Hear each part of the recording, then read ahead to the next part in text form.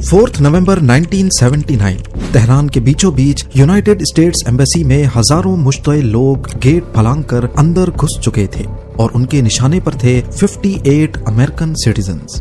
Embassy की security ने हथियार डाल दिए और चंद घंटों में 52 अमेरिकन डिप्लोमेट्स और वर्कर्स ईरान के प्रोटेस्टर्स के कब्जे में आ गए। उनकी अमेरिकन गवर्नमेंट से सिर्फ एक डिमांड थी, शाह ऑफ ईरान को वापस भेजो वरना अपने लोगों का मरा हुआ चेहरा देखो। इसी हंगामे के बीच 6 अमेरिकन डिप्लोमेट्स एम्बेसी के सीक्रेट दरवाजे से भागने में कामयाब हो गए। वो अगले कई दिनों तक छुपते रहे, भागते रहे, रूप बदलते रहे। हर गुजरते दिन उनके पकड़े जाने का खतरा मजीद बढ़ता जा रहा था। उनको ईरान से जिंदा बाहर निकालना किसी मिशन इम्पॉसिबल से कम नहीं था, लेकिन यही मिशन सौंपा गया अमेरिका की सेंट्रल इन्वेस्टिगेशन एजेंसी CIA को।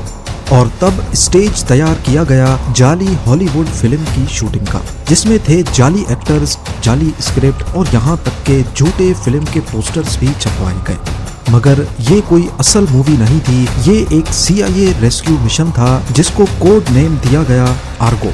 नाजरीन, नवंबर 1979 तक ईरान में सियासी हलचल अपनी इंतहा तक पहुंच चुकी थी। कुछ महीने पहले जनवरी 1979 में शाह मोहम्मद रजा पहलवी, जो ईरान के पुराने हुक्मरान थे, अवामी एहतजाजों के दबाव में मुल्क से भाग गए थे। उनकी 38 साला हुकूमत को अमेरिका की सपोर्ट हासिल थी, पर ईरानी लोग उनसे तंग आ चुके थे क्योंकि शाह ऑफ ईरान खुद तो ऐशो आराम की जिंदगी गुजार रहे थे। ईरान में ज्यादातर कंट्रोल अमेरिका का था, फैसले अमेरिका की मर्जी से होते और ऑयल पर भी सारा कंट्रोल अमेरिका का ही था। जबकि ईरान के लोग गरीब से गरीब तर होते जा रहे थे। लोगों के दिल में अब शाह ऑफ ईरान की इज्जत किसी अमेरिकन पपेट जैसी रह गई थी। शाह ऑफ ईरान की सीक्रेट पुलिस, जिसे सावक कहा जाता था, लोग उसका नाम सुनकर ही कांप जाते थे क्योंकि सावक हर तरह की अपोजिशन को दबा देती थी। इसी सियासी तूफान के बीच एक शख्स जिला वतनी से वापस आया और वो कोई और नहीं, आयतुल्लाह रूहुल्लाह खुमैनी थे।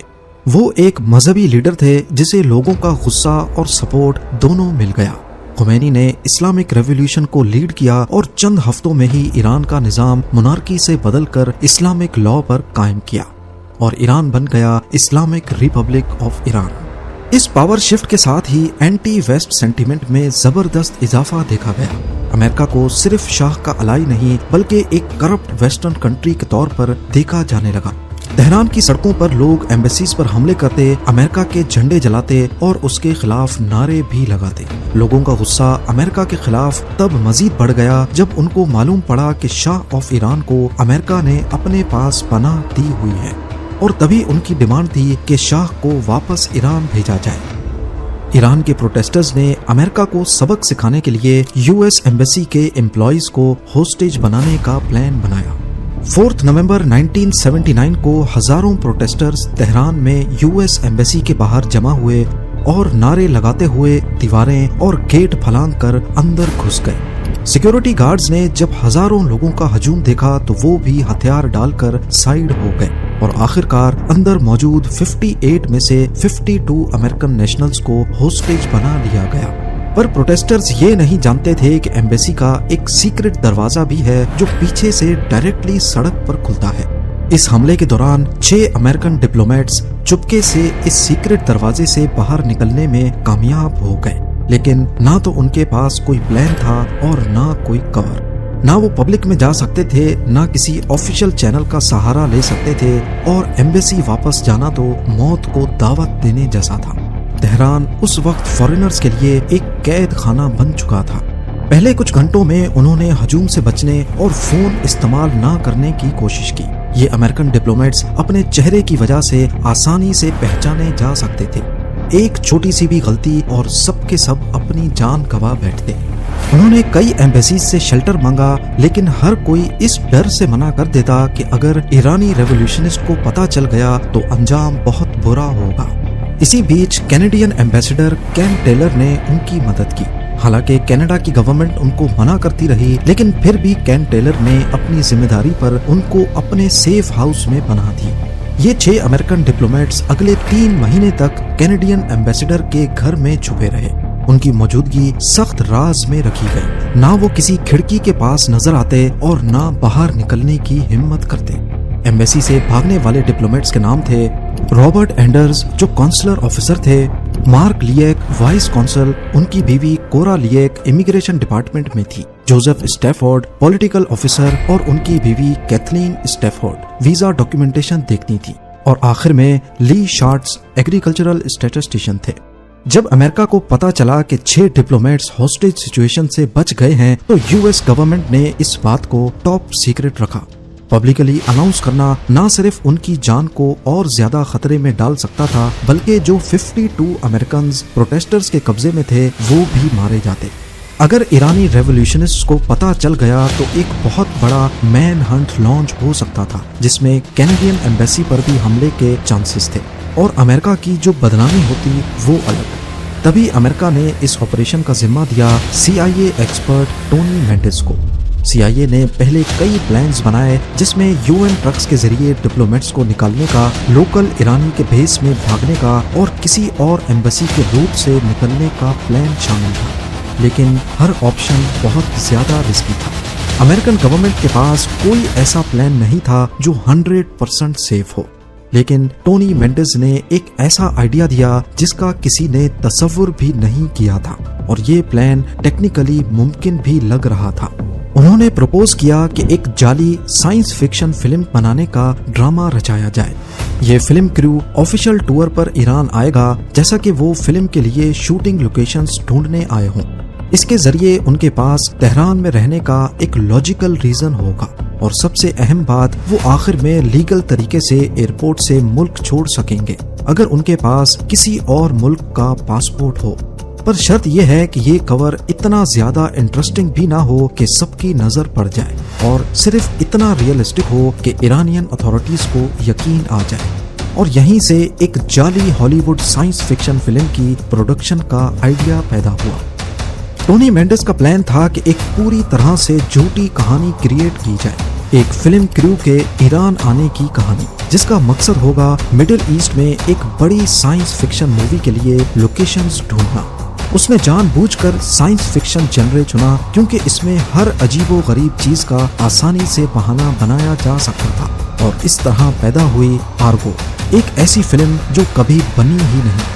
इसे रियल बनाने के लिए उन्होंने हॉलीवुड में एक असली ऑफिस खोला, एक ऐसा ऑफिस जो बिल्कुल एक प्रोफेशनल स्टूडियो जैसा लगता था। Furniture, film scripts, telephones, posters और हत्ता के स्टाफ भी रखे गए जो कॉल्स अटेंड करें। हॉलीवुड की मीडिया में जानबूझकर आर्गो के बारे में न्यूज लीक की गई। फेक कोटेशंस, मनगढ़ंत प्रोड्यूसर्स के इंटरव्यूज और मार्केटिंग मटेरियल सर्कुलेट किए गए। टोनी मेंडिस जानता था कि अगर किसी ने इस फिल्म के असल होने का सबूत ढूंढने की कोशिश की तो उसे कुछ ना कुछ जरूर मिल जाएगा। आर्गो का जो स्क्रिप्ट लिखा गया था वो भी खास इस मिशन के लिए तैयार किया गया था।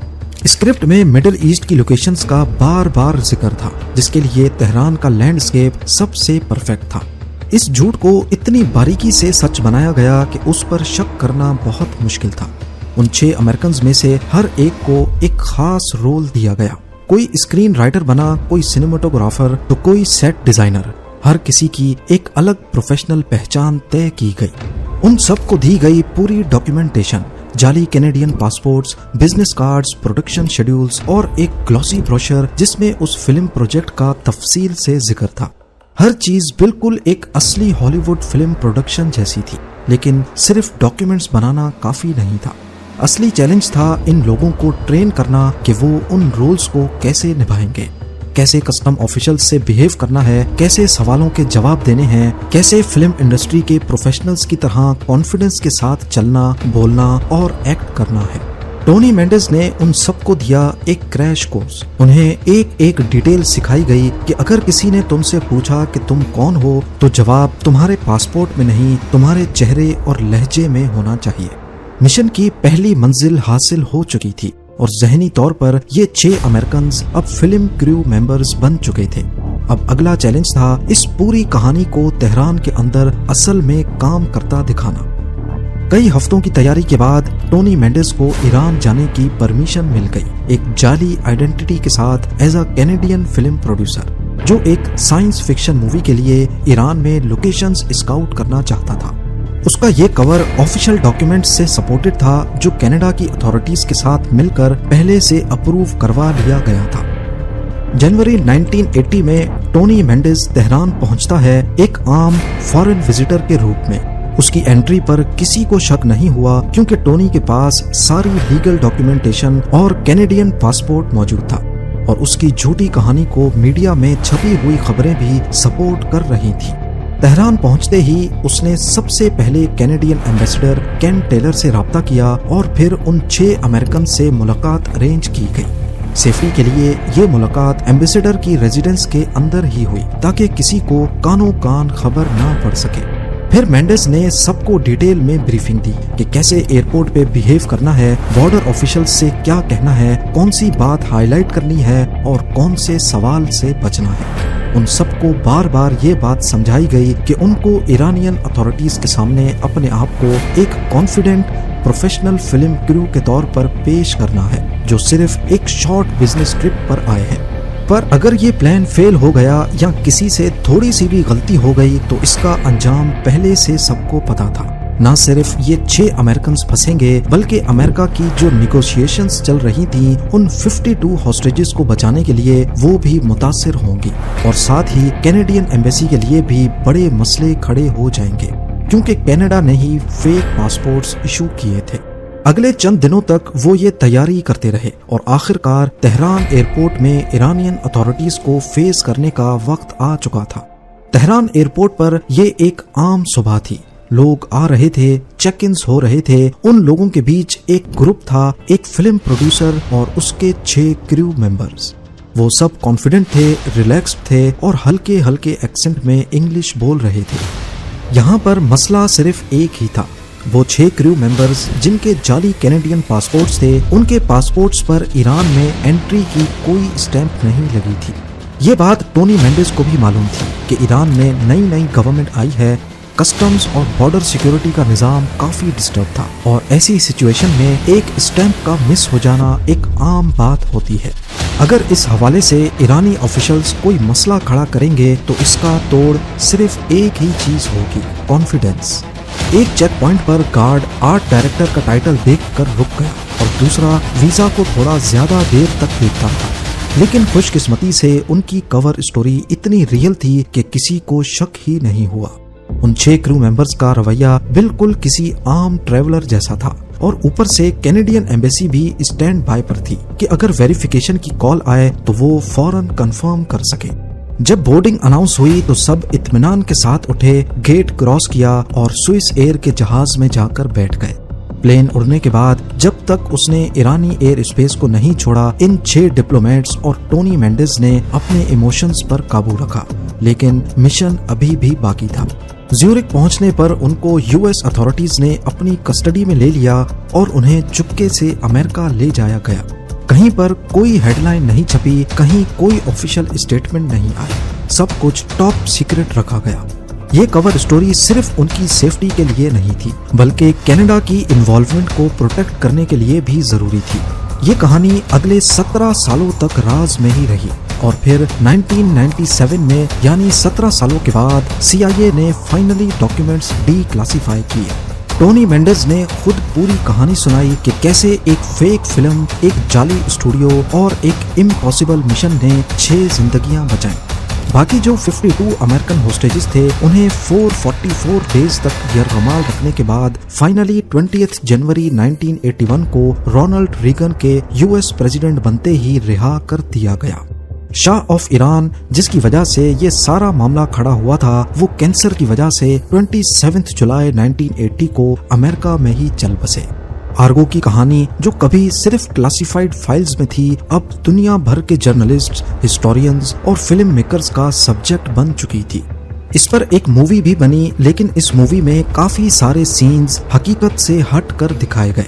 कहानी को इंटरेस्टिंग बनाने के लिए मूवी में CIA के रोल को काफी हाईलाइट किया गया, पर हकीकत में ये मिशन कैनेडियन एम्बेसडर केन टेलर की मदद के बगैर मुमकिन ही नहीं था। केन टेलर को कनाडा में नेशनल हीरो डिक्लेयर किया गया और यूएस ने भी उनको गोल्ड मेडल से नवाजा। आर्गो मिशन, जिसे मीडिया ने कैनेडियन केपर का नाम दिया, वो वाकया था जिसके बाद ईरान में यूएस एम्बेसी दोबारा कभी नहीं खुली। मिशन के बाद कनाडा ने भी अपनी एम्बेसी बंद कर दी और डिप्लोमेट्स को